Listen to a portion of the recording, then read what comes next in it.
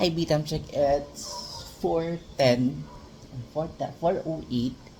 Yeah, siguro mga 4:05 kasi advance pa itong relo ko. So, kagigising ko lang. Natulog ako. After ko manood, diba? Dangaan, Curtis, pakak. E di na nga, tila ko, nag-doorbell si Kuya, social doorbell. Nag-doorbell si Kuya at meron siyang dalang pizza. Yan. Actually, yung kumatak siya, 5 minutes na akong gising.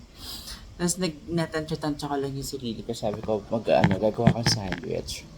Sabi ko, wala naman pala. Tapos sandwich saka french fries. Tapos wala naman akong french fry. Wala naman akong mantika. Kasi yung ginagamit ko nga butter. Nakakalimutan kong bumili. And this is actually like Greenwich pizza. Yan, my favorite baka. Sino ka dyan sa Greenwich pizza? Thank you, Kuya. Thank you, Herlene.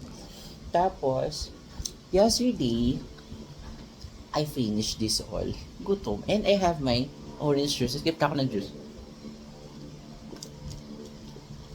Tapos, yesterday, dapat pupunta yung inaanak ko si Friends.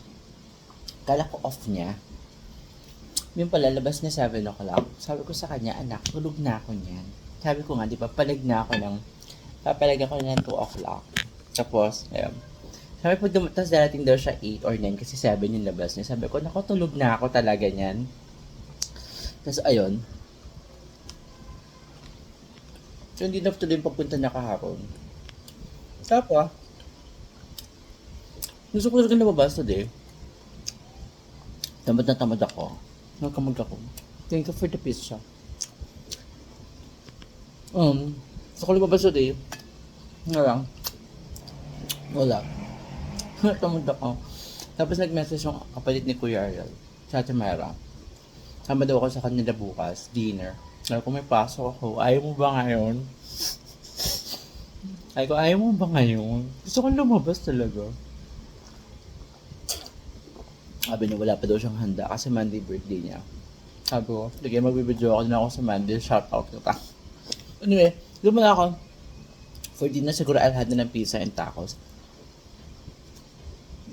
Dito muna ako. Let's finish this. Thank you for the pizza.